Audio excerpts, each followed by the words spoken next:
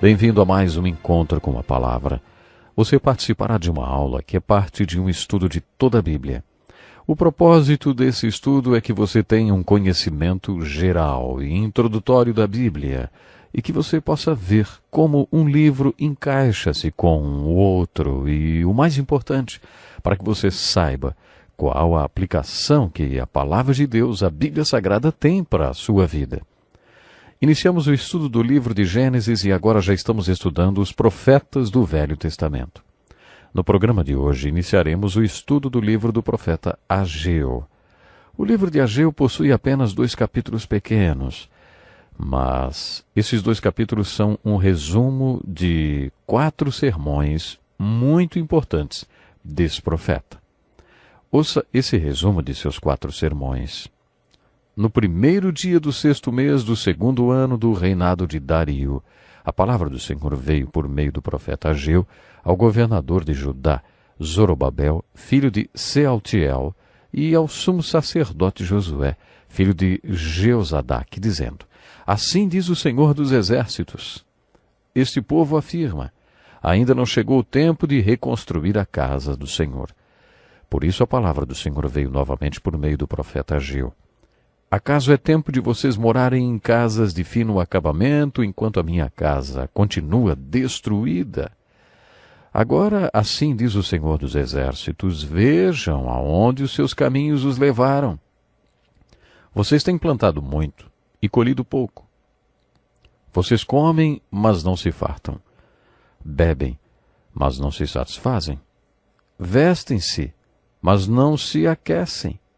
Aquele que recebe salário, recebe-o para colocá-lo numa bolsa furada. Assim diz o Senhor dos Exércitos. Vejam aonde os seus caminhos os levaram. Subam o monte para trazer madeira. Construam o templo, para que eu me alegre e nele seja glorificado, diz o Senhor. Vocês esperavam muito, mas eis que veio pouco. E o que vocês trouxeram para casa eu dissipei com um sopro. E por que eu fiz? Pergunta o Senhor dos Exércitos. Por causa do meu templo, que ainda está destruído, enquanto cada um de vocês se ocupa com a sua própria casa. Por isso, por causa de vocês, o céu reteve o orvalho, e a terra deixou de dar o seu fruto. Nos campos e nos montes provoquei uma seca que atingiu o trigo, o vinho, o azeite, e tudo mais que a terra produz, e também os homens e o gado. O trabalho das mãos de vocês foi prejudicado. No estudo do profeta Ageu e dos outros 2 profetas que o procederam, Zacarias e Malaquias, deparamos com um contexto histórico diferente do que temos visto até agora. É importante ter conhecimento desse contexto quando estudamos esses profetas. É bom termos a perspectiva histórica. Esses 3 últimos profetas do Velho Testamento, Ageu, Zacarias e Malaquias, são profetas do pós-exílio. Eles são profetas que surgem depois do exílio da Babilônia. O exílio babilônico é um marco muito importante na história do povo de Deus e nos livros proféticos do Velho Testamento.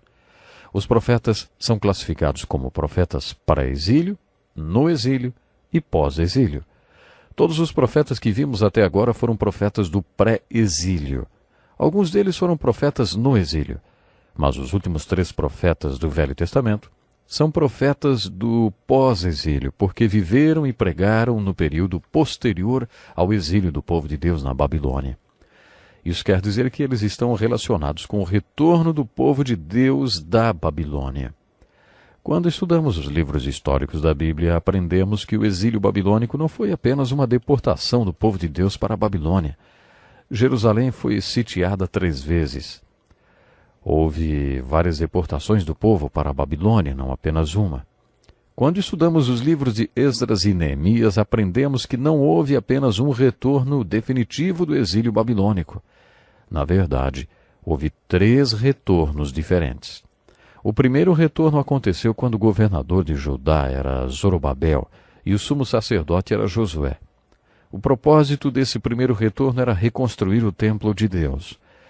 Quando os medos e os persas conquistaram o Império Babilônico, aconteceu um grande milagre para o povo de Deus. Um dos primeiros atos do imperador dos Medos e dos Persas, Ciro o Grande, foi decretar que qualquer pessoa do povo de Judá que estivesse cativa na Babilônia e quisesse voltar para Jerusalém e reconstruir o templo, poderia ir. Ciro o Grande deu os recursos financeiros necessários para que o retorno e reconstrução do templo fossem possíveis. Quando estudamos os livros de Esdras e Neemias, vimos que não foi todo o povo que quis voltar.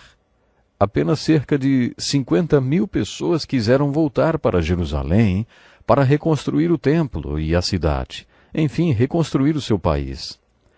O principal objetivo do primeiro retorno sob o governo de Zorobabel e do sumo sacerdote Josué era a reconstrução do templo de Salomão, que era o centro de adoração do povo de Judá. O segundo retorno do cativeiro babilônico para Jerusalém foi liderado por Esdras. O propósito desse segundo retorno, depois de 70 anos do primeiro, era implementar um ministério dinâmico no templo que tinha sido reconstruído por Zorobabel e Josué. 13 anos depois que Esdras liderou o segundo retorno, Neemias liderou o terceiro.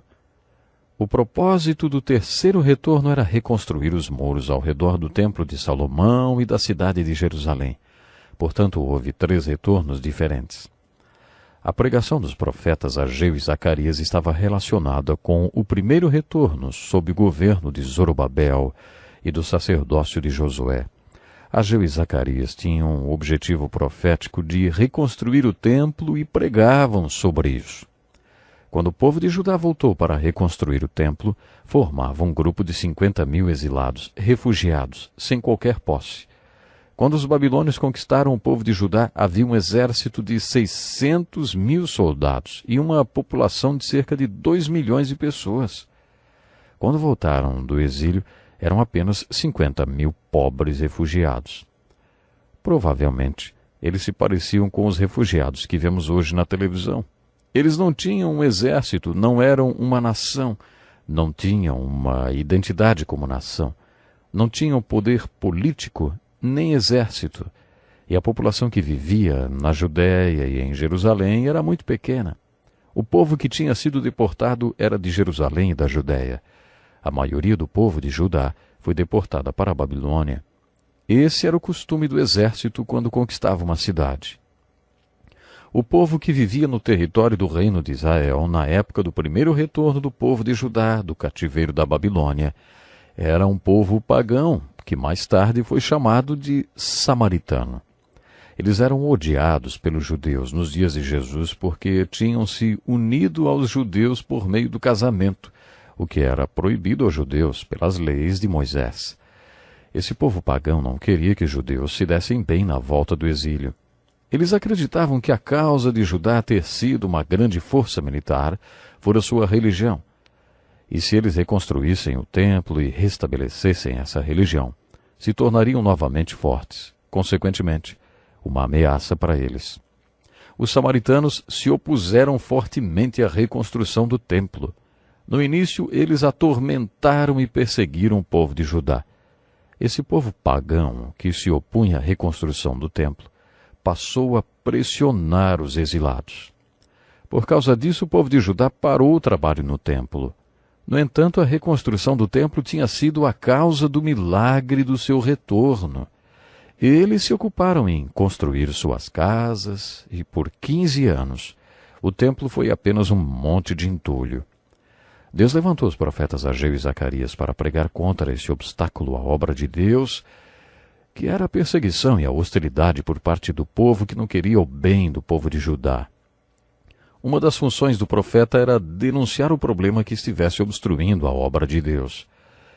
Eles ficavam clamando e denunciando o problema até que ele fosse removido e a obra de Deus pudesse continuar. A obra de Deus no tempo de Ageu era a reconstrução do templo, que tinha sido interrompida.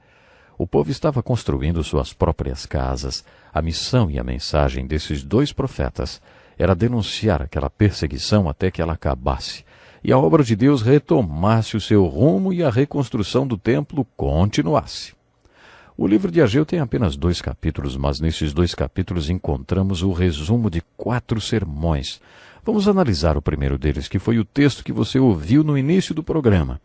A mensagem básica desse sermão é Deus em primeiro lugar. A Bíblia está sempre falando disso, quer nos 10 mandamentos ou em alguma história, parábola, salmos. As Escrituras sempre enfatizam Deus em primeiro lugar. O que Ageu está dizendo é: vocês estão com suas prioridades invertidas. Vocês têm que fazer um ajuste de suas prioridades. Todo mundo deveria ter uma prioridade-alvo. Gosto de pensar nas minhas prioridades como alvos. Pense em um daqueles alvos nos quais você atira. Você tenta tirar o dardo no primeiro círculo, no segundo, no terceiro. É assim que você deveria enxergar suas prioridades. Quais são as prioridades da sua vida? Qual é o centro do seu alvo? A Bíblia tem tantos ensinos para nós. Por exemplo, em Mateus 6, bem no meio do Sermão do Monte, Jesus dá um grande ensinamento sobre prioridades. Quando ele discute os fatos da nossa vida em ordem de prioridade, ele diz: busquem, pois, em primeiro lugar o reino de Deus e a sua justiça, e todas essas coisas lhes serão acrescentadas. Jesus está dizendo que a nossa prioridade, nosso alvo, deve ser Deus, o reino de Deus. Isso quer dizer, os valores de Deus e aquilo que Ele mostra a você que é o certo devem estar acima dos seus próprios valores. Todas as suas prioridades devem ser determinadas a partir desse centro. Qual é a prioridade número 1 em sua vida, hein? E a 2, e a 3, e a 4? Todas devem ser estabelecidas a partir da prioridade número 1, que é Deus. Essa é a essência da mensagem de Ageu. E ele a deixou bem clara. Suas palavras preferidas são: vejam, reconsiderem. Agora prestem atenção, de hoje em diante reconsiderem. Vocês estão dizendo que ainda não chegou o tempo de reconstruir a casa do Senhor? Essa é uma desculpa esfarrapada. Mas as pessoas sempre dão essa desculpa: ainda não é a hora. Tempo é uma coisa interessante. As pessoas adoram usar o tempo como desculpa. Deixa eu terminar lhe fazendo uma pergunta. E aí, quais são as suas prioridades, hein? Pense nisso. E até o próximo encontro.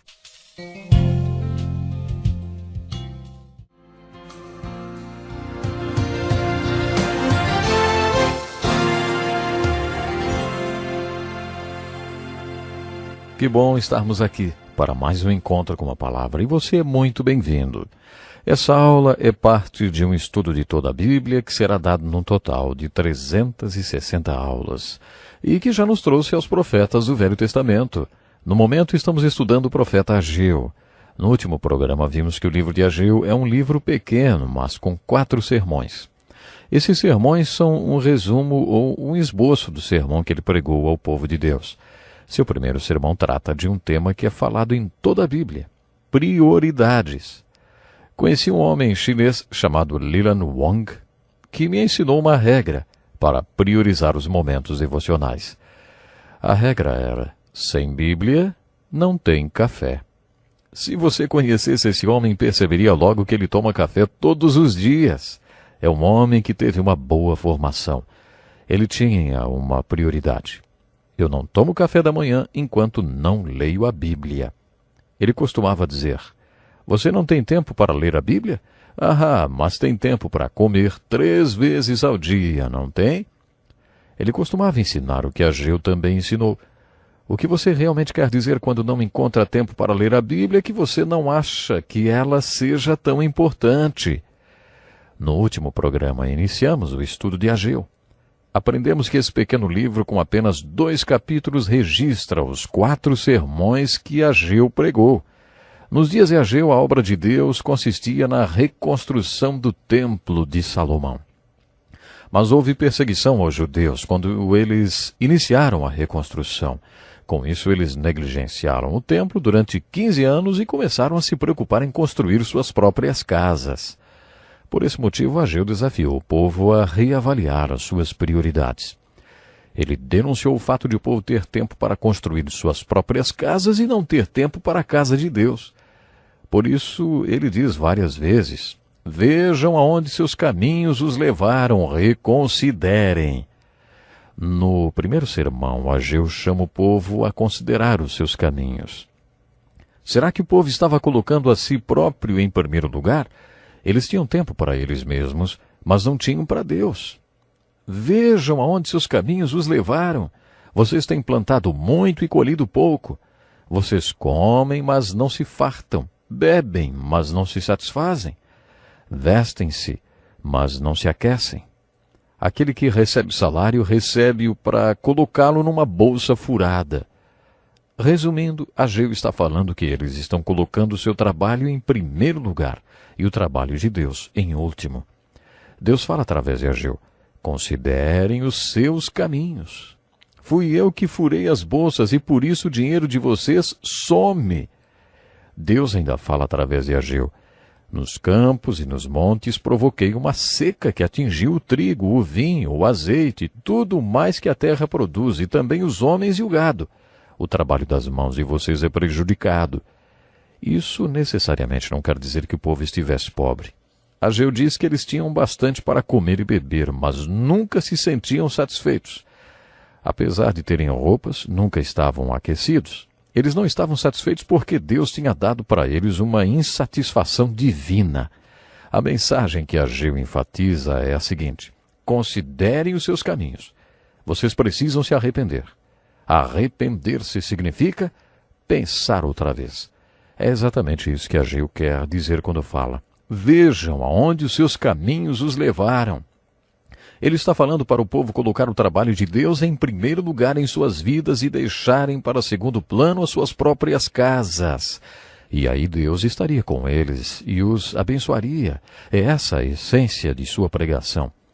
Ageu deve ter sido um grande pregador. Lemos que quando ele pregou seu primeiro sermão, Deus incomodou o espírito do governador e depois o do sumo sacerdote e por último o do remanescente do povo, para que eles obedecessem à pregação de Ageu. O povo foi para as montanhas, pegou as madeiras que precisavam e deram continuidade à obra que tinham parado há 15 anos. Depois que eles fizeram isso, Ageu pregou a segunda parte do primeiro sermão. Alguns estudiosos dividem esse sermão em dois, mas na verdade é um só. Quando eles recomeçaram a reconstrução do templo, a palavra de Deus veio a Ageu: coragem ao trabalho, ó povo da terra, porque eu estou com vocês.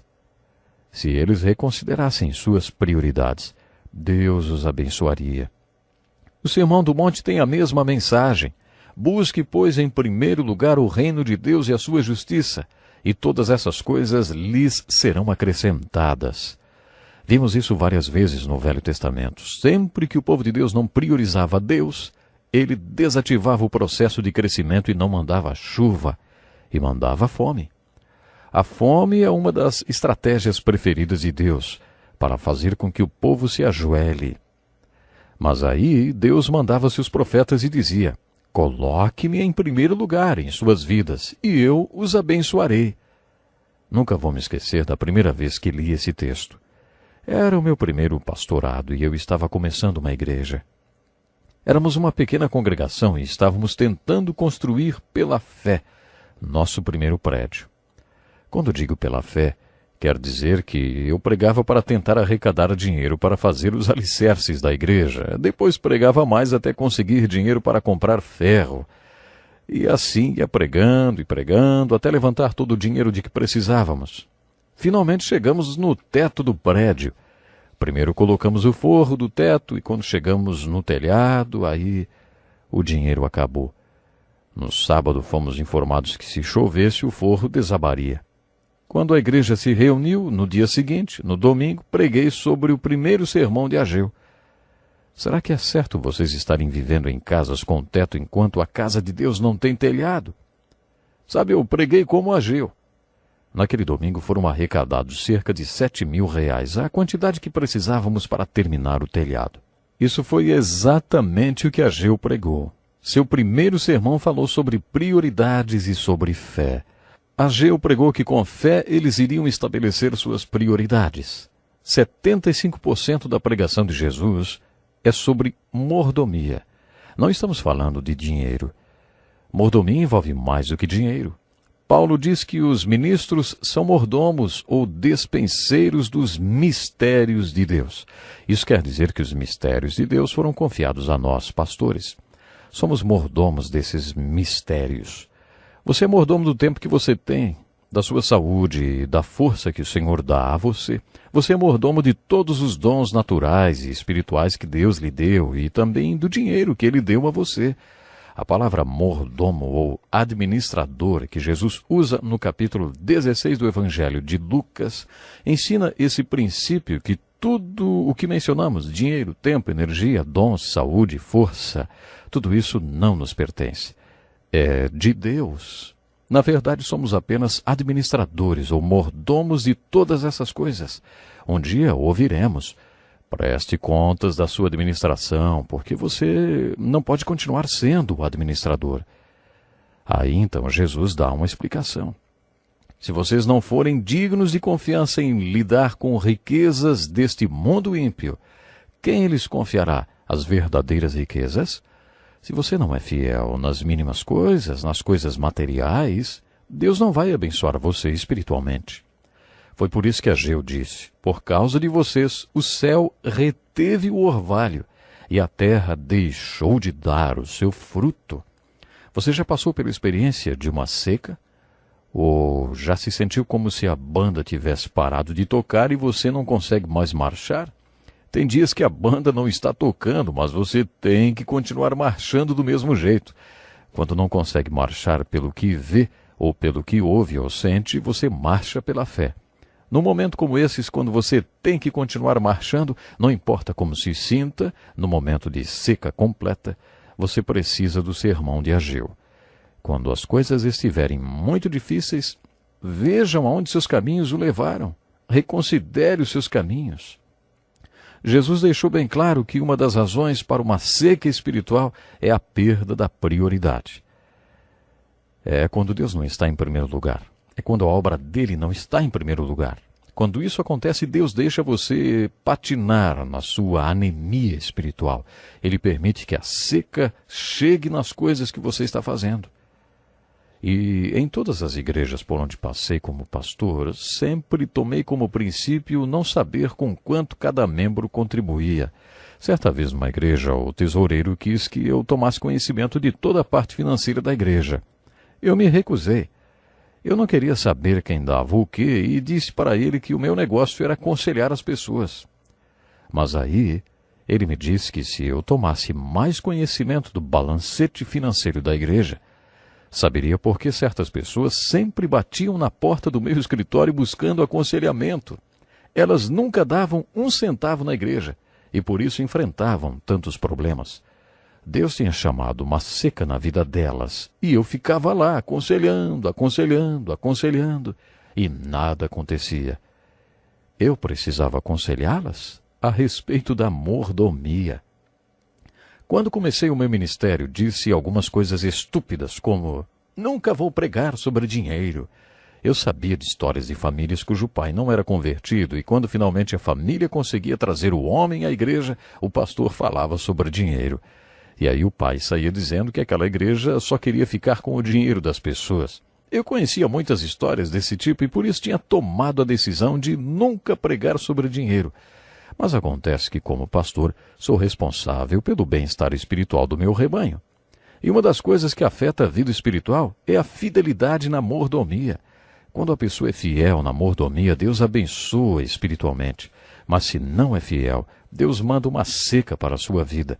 Como é que um pastor pode deixar de falar sobre mordomia? Impossível!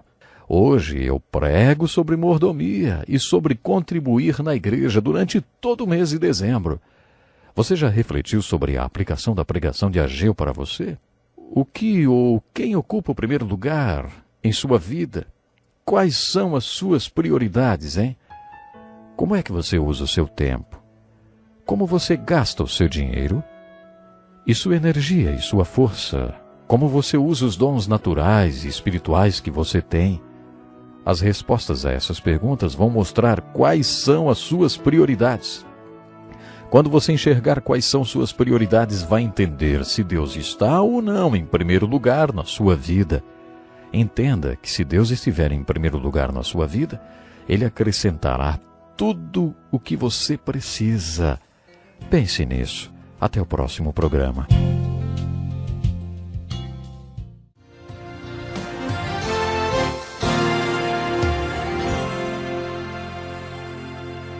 Bem-vindo a mais um Encontro com a Palavra. Estamos fazendo um estudo de toda a Bíblia, analisando um livro de cada vez. Nosso estudo já nos trouxe até os livros proféticos do Velho Testamento e agora estamos estudando o livro de Ageu.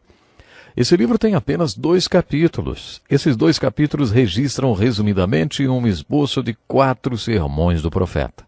Nos 2 últimos programas vimos o primeiro sermão de Ageu, que fala sobre as prioridades que estabelecemos em nossa vida. Chamamos o primeiro sermão de Ageu de Deus em primeiro lugar. Preste atenção no segundo sermão de Ageu.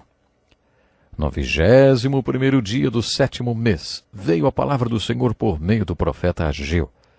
Pergunte o seguinte ao governador de Judá, Zorobabel, filho de Sealtiel, ao sumo sacerdote Josué, filho de Jeozadaque, e ao restante do povo: quem de vocês viu este templo em seu primeiro esplendor? Comparado a ele, não é como nada o que vocês veem agora. Coragem, Zorobabel, declara o Senhor. Coragem, sumo sacerdote Josué, filho de Jeozadaque. Coragem, ao trabalho, ó povo da terra, declara o Senhor. Porque eu estou com vocês, declara o Senhor dos Exércitos. Esta é a aliança que fiz com vocês quando vocês saíram do Egito. Meu espírito está entre vocês. Não tenham medo. Assim diz o Senhor dos Exércitos. Dentro de pouco tempo, farei tremer o céu, a terra, o mar e o continente. Farei tremer todas as nações, as quais trarão para cá os seus tesouros, e encherei este templo de glória, diz o Senhor dos Exércitos. Tanto a prata quanto o ouro me pertencem, declara o Senhor dos Exércitos. A glória desse novo templo será maior do que a do antigo, diz o Senhor dos Exércitos. E neste lugar estabelecerei a paz, declara o Senhor dos Exércitos. Chamamos esses 4 sermões juntos de o foco da fé. No primeiro sermão, Ageu está dizendo: a fé focalizará suas prioridades. No segundo sermão, Ageu diz: a fé focalizará sua perspectiva. Eu gosto da palavra perspectiva. Ela quer dizer olhar através de. Vocês se lembram da visão objetiva de Neemias? No meio de todos os obstáculos e problemas que enfrentou, Neemias focalizou sua lente objetiva naquilo que ele tinha se proposto fazer. Essa visão objetiva de Neemias e o termo perspectiva são semelhantes. Olhar, ver seus objetivos e se recusar a enxergar os problemas, para que o povo não se distraia dos seus objetivos. Ao invés de olhar por essa lente objetiva para descobrir o que Deus quer que façamos, muitas pessoas têm a tendência de olhar para trás. Esse segundo sermão de Ageu é dirigido àqueles do povo de Judá que estavam olhando para trás. Durante 15 anos o templo foi apenas um monte de entulho, até que Ageu pregou. Aí então o povo começou a trabalhar. Lembre-se que eles eram apenas 50.000 exilados maltrapilhos. Eles não tinham os recursos que Salomão teve quando construiu o templo pela primeira vez. Salomão gastou fortunas em ouro no revestimento do templo. Quando eles terminaram de fazer o fundamento desse segundo templo, alguns dos jovens nunca tinham visto o templo de Salomão. Eles tinham nascido na Babilônia. Lemos no 3º capítulo de Esdras a mistura de sentimentos que eles enfrentavam. Esdras conta que quando os alicerces do segundo templo ficaram prontos, todos ficaram eufóricos com a conquista e deram gritos de alegria ao Senhor. Ao mesmo tempo, muitos daqueles que se lembravam de como era o templo de Salomão choraram. Por isso podia-se ouvir choro e riso ao mesmo tempo. Podemos fazer a seguinte aplicação de toda essa mistura de emoções. O pior inimigo do melhor de Deus é o bom. Vou repetir. O pior inimigo do melhor de Deus é o bom. Deus quer que tenhamos o melhor. Satanás fará qualquer coisa para nos distrair e impedir que alcancemos o melhor de Deus. Satanás arma ciladas para nós e ele é astuto e enganador. Vamos supor que o melhor plano de Deus, o melhor plano que ele tem para a sua vida, seja trabalhar como médico missionário. Para impedir que isso aconteça, Satanás não vai sugerir que você assalte um banco. Não. Isso seria muito óbvio. Ele vai soprar no seu coração isso aqui, ó. Ei, Precisamos de bons médicos no nosso país. É claro que é bom trabalhar como médico no seu país. Mas se o melhor de Deus é que você esteja em outro país, como médico missionário em outra cultura, Satanás tentará dissuadi-lo disso, sugerindo algo que seja bom. É isso que Satanás trabalha. O segundo templo era bom. O primeiro foi o melhor de Deus. Quando estivermos diante do trono de Cristo, onde seremos avaliados, compreenderemos qual teria sido o melhor de Deus e o que deveríamos ter feito com toda a capacitação que Deus nos deu. Talvez Deus nos mostre isso no dia do julgamento diante do trono de Cristo. Talvez até Deus diga: esse era o meu plano para você. Eu dei todos os dons e talentos que você precisava para cumprir o meu plano. Vamos ver o que você fez. Isso foi o que você fez. Então talvez você perceba que Satanás enganou você. E aí você entenderá que o pior inimigo do melhor de Deus para a sua vida foi alguma coisa apenas boa. Podemos fazer outra aplicação da mensagem do segundo sermão de Ageu. Esse sermão tratou do fato do povo de Judá estar olhando para trás, comparando o segundo templo com o templo de Salomão. Alguns, quando começaram a comparar, se desesperaram. Por isso Ageu exorta o povo a não olhar para trás. Há momentos na vida do povo de Deus que esse conselho cai muito bem. O apóstolo Paulo instruiu os filipenses a esquecerem as coisas que para trás ficam. Na minha experiência como pastor e conselheiro, tenho constatado que para muitas pessoas é extremamente doloroso olhar para trás e fazer comparações. Mesmo que pareça que hoje está tudo bem, para muitas pessoas é doloroso encarar a vida que tem hoje e a que já tiveram antes. Preste atenção no que eu, pastor Edson Bruno, quero lhe revelar agora. O autor desses estudos, o pastor Dick Woodward, hoje é tetraplégico e passa mais de 20 horas do dia deitado numa cama. Ele aprendeu que quando você passa por uma perda, a melhor coisa a fazer é não lamentar pelo que foi perdido. E agora já voltamos ao que ele escreve. Não focalize o que você perdeu. Não lamente, para não se afundar na depressão. Focalize aquilo que você ainda tem e seja agradecido. Agradeça a Deus pelo que você tem e não olhe mais para trás. Não olhe para trás, não caia nos mesmos erros, não retruque. Não importa o que faça, não volte atrás. Esquecendo-me das coisas que ficaram para trás, não olhe para trás e não faça comparações. Essa foi a palavra de exortação do segundo sermão de Ageu. A Bíblia sempre fala sobre não fazer comparações. Quando Pedro ficou sabendo que morreria por Jesus, ele olhou para o seu sócio pescador da companhia de pesca Zebedeu e perguntou a Jesus: Senhor, e quanto a ele? Jesus respondeu: Se eu quiser que ele permaneça vivo até que eu volte, o que lhe importa? Quanto a você, siga-me. Jesus estava dizendo para Pedro não fazer comparações entre ele e João. A Bíblia sempre nos mostra que cada um de nós é uma pessoa única. Quando Deus fez você, jogou a forma fora. Em toda a face da terra não há ninguém igual a você. Esse é um dos grandes milagres de Deus. Então, como podemos comparar a vontade de Deus para nossas vidas com a vontade de Deus para a vida de outros? Ou como podemos descobrir a vontade de Deus para nossas vidas nos comparando com outras pessoas? Somos exclusivos, não fomos feitos pelo Deus Todo-Poderoso iguais a ninguém. Os pais costumam fazer isso com os filhos. Minha esposa e eu temos 5 filhos e aprendemos muito mais conceitos teológicos com nossos filhos do que qualquer seminário poderia ensinar. É o que diz o pastor Dick Woodward. Uma das coisas que aprendemos com eles é que um é diferente do outro, totalmente diferente. Foi assim que Deus planejou que fossem, completamente diferentes um do outro. Agora me digam, por que alguns pais costumam dizer: por que você não é como sua irmã ou como seu irmão? Eles não foram feitos pelo Deus Todo-Poderoso para serem iguais ao irmão ou à irmã.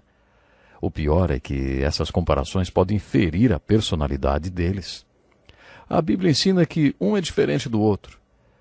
E como isso é verdade, eles não vão descobrir a vontade de Deus para as suas vidas com essas comparações. Preste atenção nesse versículo de Paulo. Não temos a pretensão de nos igualar ou nos comparar com alguns que se recomendam a si mesmos. Quando eles se medem e se comparam consigo mesmos, agem sem entendimento. O que Paulo estava dizendo nesse versículo? Ele estava dizendo para não nos compararmos com outras pessoas. Não descobriremos a vontade de Deus para a nossa vida nos comparando com ninguém, porque somos únicos. Deus sempre quer fazer algo novo em nossas vidas. Em Isaías 43:19 lemos: Vejam, estou fazendo uma coisa nova. Deus gosta de fazer coisas novas em nossas vidas. Um dos meus velhos professores uma vez me disse que uma pegada é como se fosse uma sepultura. Deus não quer você andando em cima do caminho de outra pessoa. Quando você segue a Jesus e encontra a sua vontade, a vida torna-se empolgante, porque Deus está sempre fazendo algo novo. Deus quer fazer algo novo em nossas vidas. Por isso ele nos diz para não olharmos para trás, nem nos compararmos com ninguém. Não se compare, nem se iguale a ninguém. Também não calcule o seu progresso hoje pelo que você fez antes. No segundo sermão de Ageu, o povo estava comparando o segundo templo com o primeiro. Ele diz ao povo que a essência do segundo templo era espiritual, não material. A primeira casa de adoração, construída por Moisés, era uma tenda. O tabernáculo não era ornamento. Ele nem sequer tinha uma estrutura fixa ou permanente. Todos os seus utensílios tinham alças para que pudessem ser facilmente manuseados e transportados. Mas isso não queria dizer que fosse sagrado. Era ali que o povo buscava e adorava a Deus e recebia dele orientação. Ageu está dizendo que a essência desse templo não são os tijolos, nem os seus cálices. Não compare esse templo com o templo de Salomão. Então Ageu prega essa profecia escatológica. Diga a Zorobabel, governador de Judá, que eu farei tremer o céu e a terra. Derrubarei tronos e destruirei o poder dos reinos estrangeiros. Virarei os carros e os seus condutores. Os cavalos e os seus cavaleiros cairão, cada um pela espada do seu companheiro. Portanto, tudo será destruído. Em suma, a pregação de Ageu é: o valor desse templo não está na riqueza de sua construção. Esse templo tem um valor espiritual. Temos que ficar por aqui. Até o próximo programa.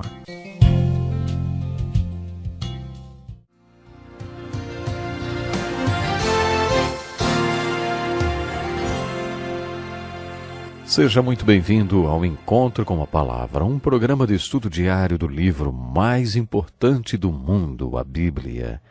Continuaremos o estudo do profeta Ageu examinando seus 2 primeiros sermões. Seu terceiro sermão será visto no próximo programa. Nele, Ageu prega que a fé focalizará sua motivação. Em seu primeiro sermão, ele disse que a fé focalizará suas prioridades. No segundo sermão, ele diz que a fé focalizará sua perspectiva. Não olhe para trás. Olhe através de uma perspectiva diferente e veja o que Deus realmente tinha em mente com a reconstrução do templo. E o que ele tem em mente com tudo que está acontecendo em sua vida hoje. Não faça comparações. No seu terceiro sermão, Ageu diz que a fé focalizará sua motivação. O problema combatido por ele era que o povo de Judá tinha começado a construção do templo, tinha conseguido a madeira e estavam trabalhando havia meses na reconstrução, mas Deus não os tinha abençoado. Ageu tinha prometido que Deus os abençoaria, mas essa bênção não veio instantaneamente. Quando eu era moleque, numa época muito difícil, em que cada centavo valia muito, participei de uma escola bíblica de férias. Eu só tinha uma moedinha ganha com alguns pequenos serviços. Nesse dia, ouvi a professora dizer que Deus multiplica nosso dinheiro quando o entregamos a Ele e que você nunca consegue dar mais a Deus do que Ele dá a você. Sabe, eu dei a minha moedinha de oferta e voltei para casa procurando algum dinheiro perdido no chão. Quando cheguei em casa não tinha achado nada e comecei a chorar. Minha irmã mais velha tentou me explicar dizendo que Deus não dá o dobro para você imediatamente após você dar a sua oferta. Não é assim tão instantâneo. Nos dias de Ageu, o povo de Judá estava se sentindo como eu no dia em que doei a minha moedinha. Eles esperavam que Deus os abençoasse imediatamente. Onde estão nossas bênçãos, Ageu? Você disse que Deus estaria conosco e queria nos abençoar. Por que Deus não nos abençoa? Ageu então pregou um grande sermão. Façam aos sacerdotes a seguinte pergunta sobre a lei. Lembrem-se que os sacerdotes eram os professores do povo. O povo de Judá tinha o privilégio de poder procurar os sacerdotes quando quisesse e lhes perguntar qualquer coisa sobre a lei de Moisés que não entendessem. Qualquer coisa. Isso mesmo. Vamos voltar à pergunta sugerida por Ageu.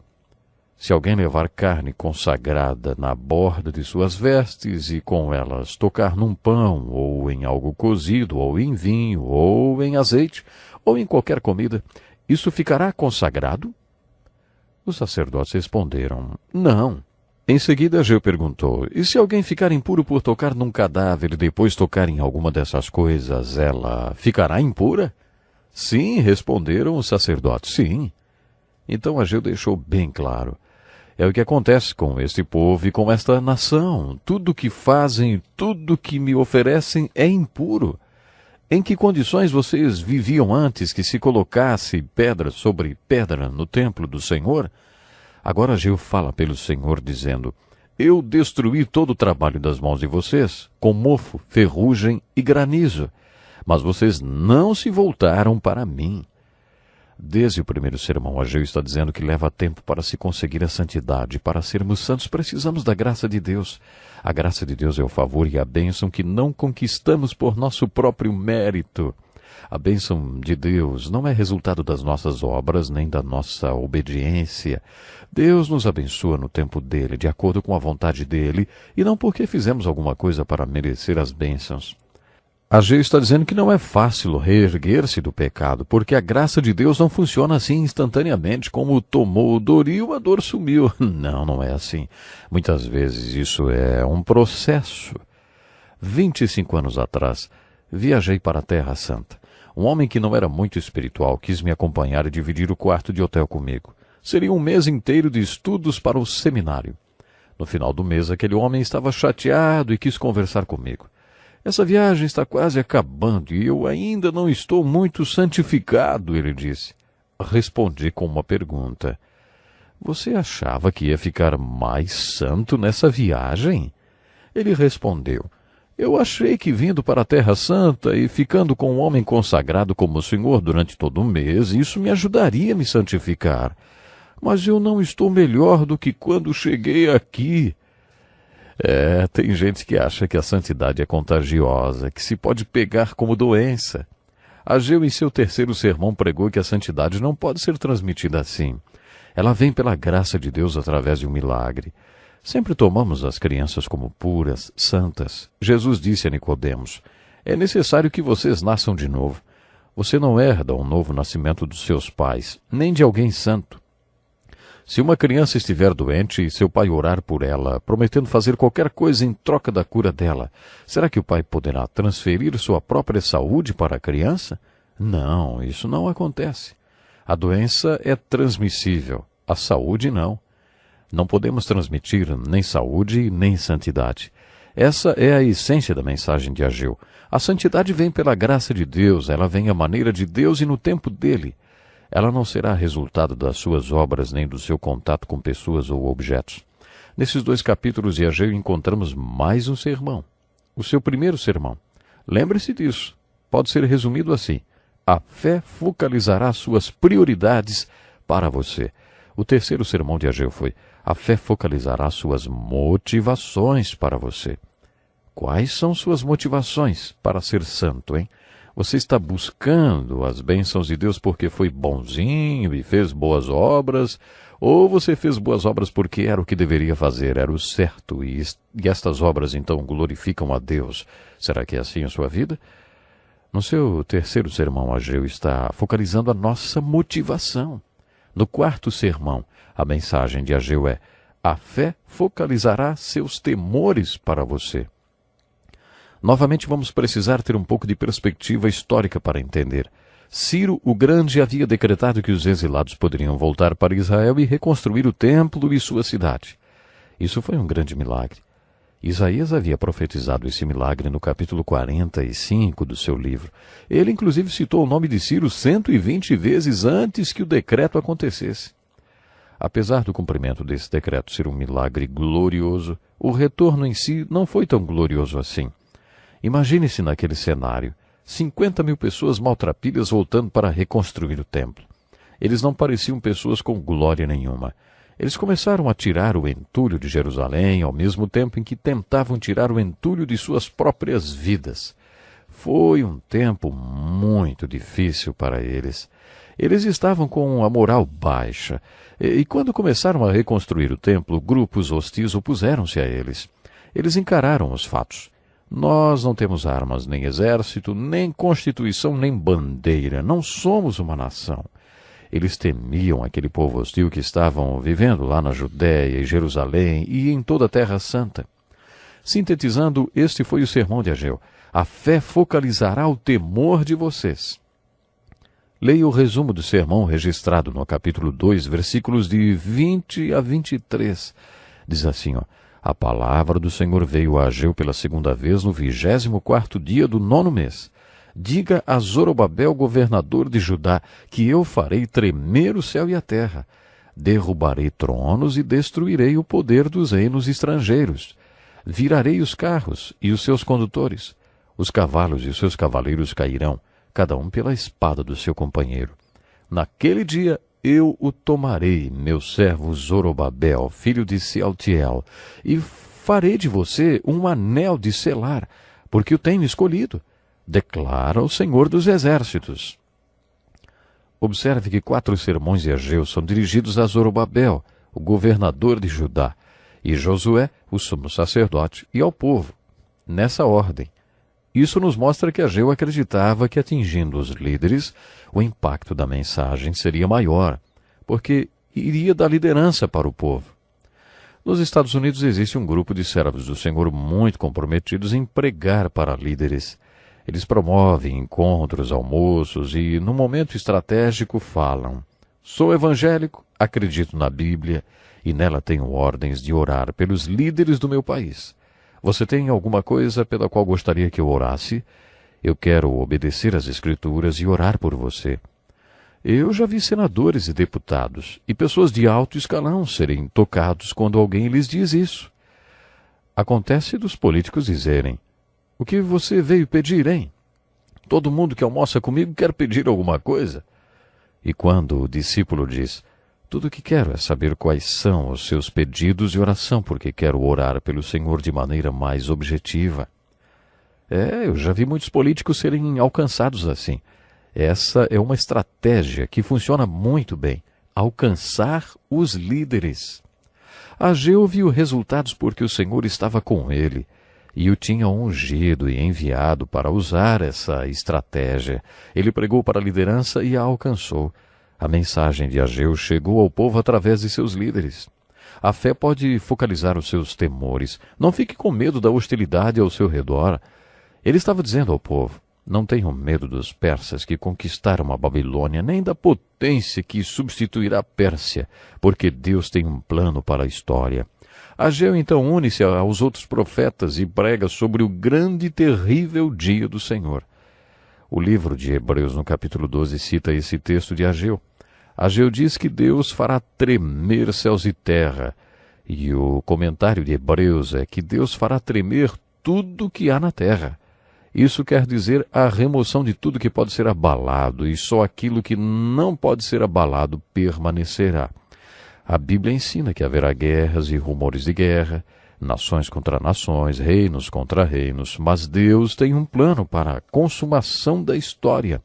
De acordo com os profetas, tudo será consumado no dia do Senhor.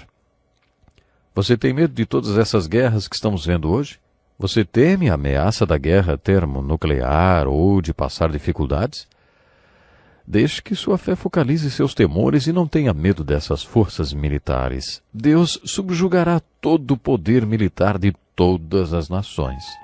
Os sermões de Ageu mostraram que os sinais do pecado não são eliminados da noite para o dia. As bênçãos de Deus acabam chegando, mas só virão por causa da graça de Deus e não por causa dos méritos ou conquistas de ninguém. Ageu também exortou o povo a não temer o povo hostil, porque Deus vai subjugar os seus perseguidores. Que pena, nosso tempo está terminando hoje, mas ainda existem muitas coisas para aprendermos com os profetas. Não perca o próximo programa.